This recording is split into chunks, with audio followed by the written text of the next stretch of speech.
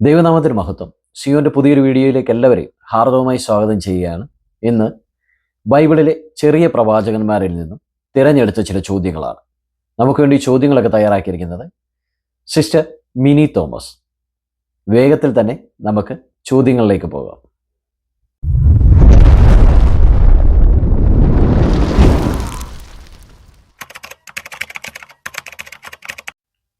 ആദ്യത്തെ ചോദ്യം: നല്ല തണലുള്ള വൃക്ഷങ്ങൾ ഏതൊക്കെയാണ്?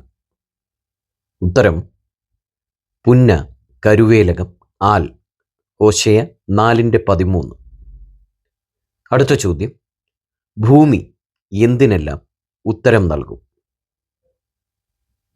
ഉത്തരം: ധാന്യത്തിനും വീഞ്ഞിനും എണ്ണയ്ക്കും.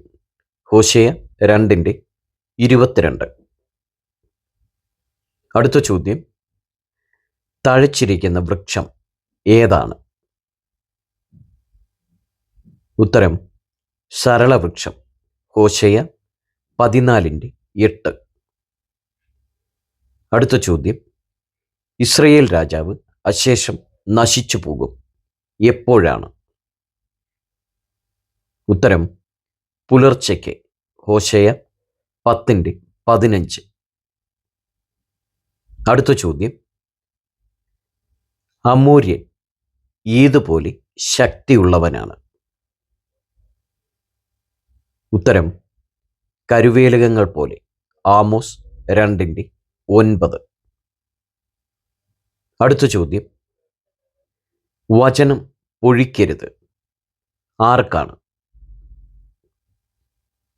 ഉത്തരം: ഇസഹാക്ക് ഗ്രഹത്തിന്. ആമോസ് 7:16. അടുത്ത ചോദ്യം: വറ്റാത്ത തോട് പോലെ കവിഞ്ഞൊഴുകുന്നത് എന്താണ്? ഉത്തരം: നീതി. ആമോസ് 5:24. അടുത്ത ചോദ്യം: തങ്ങളോട് ദയാലുവായവനെ ഉപേക്ഷിക്കുന്നു ആരാണ്? ഉത്തരം: മിഥ്യാബിംബങ്ങളെ ഭജിക്കുന്നവർ. യോന 2:8. അടുത്ത ചോദ്യം: പകൽ ഇരുണ്ടു പോകുന്നത് ആർക്കാണ്? ഉത്തരം: പ്രവാചകന്മാർക്ക്. മീഖ 3:6. അടുത്ത ചോദ്യം: യഹോവയെ മുഷിപ്പിക്കുന്നത് എങ്ങനെയാണ്? ഉത്തരം: വാക്കുകളാൽ. മലാഖി 2:17. അടുത്ത ചോദ്യം: മുൾവേലിയേക്കാൾ വല്ലാത്തവൻ ആരാണ്? ഉത്തരം: നീരുള്ളവൻ. മീഖ 7:4. അടുത്ത ചോദ്യം: യഹോവയുടെ ആലയത്തിൽ ഉണ്ടാകുകയില്ല എന്താണ്? ഉത്തരം: ഒരു കനാന്യനും. സെഖര്യാവ് 14:21. അടുത്ത ചോദ്യം: ദൈവത്തിൻ്റെ മുൻപാകെ എന്തൊടുത്തു നടന്നാലും പ്രയോജനമില്ല. ഉത്തരം: കറുപ്പ്. മലാഖി 3:14. അടുത്ത ചോദ്യം: യഹോവയുടെ യാഗസദ്യയുള്ള ദിവസത്തിൽ സന്ദർശിക്കുന്നത് ആരെയൊക്കെയാണ്? ഉത്തരം: പ്രഭുക്കന്മാരെയും രാജകുമാരന്മാരെയും അന്യദേശ വസ്ത്രം ധരിച്ചവരെയൊക്കെയും. സെഫന്യാവ് 1:8. അടുത്ത ചോദ്യം: യഹൂദ ഗ്രഹത്തിൻ്റെ ശേഷിപ്പിന് ആകുന്നത് എന്താണ്? ഉത്തരം: തീരപ്രദേശം.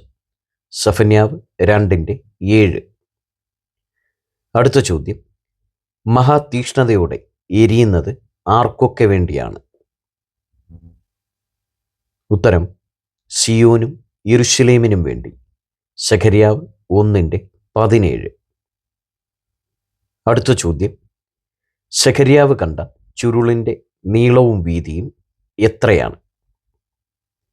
ഉത്തരം: 20 മുഴം നീളം, 10 മുഴം വീതി.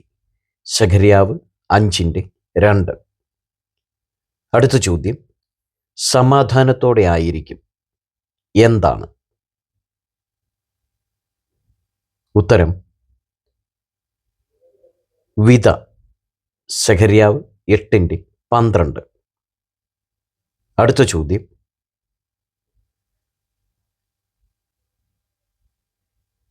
തുമ്പുകെട്ട ഇടയന് അയ്യോ കഷ്ടം, എന്തുകൊണ്ടാണ്? ഉത്തരം, ആട്ടിൻകുട്ടത്തെ ഉപേക്ഷിച്ച് കളഞ്ഞതുകൊണ്ട്. സെഖര്യാവ് 11:17.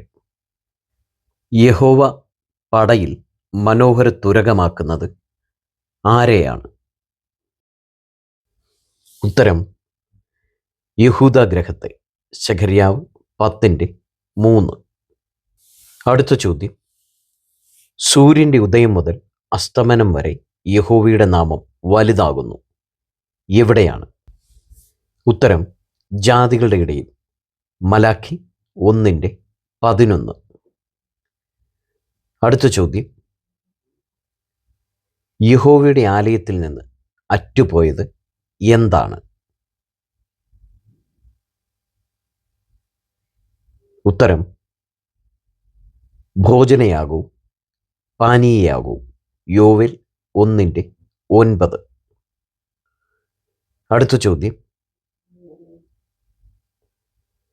യഹോവയായ കർത്താവിൻ്റെ ദൃഷ്ടിയിരിക്കുന്നത് എവിടെയാണ്?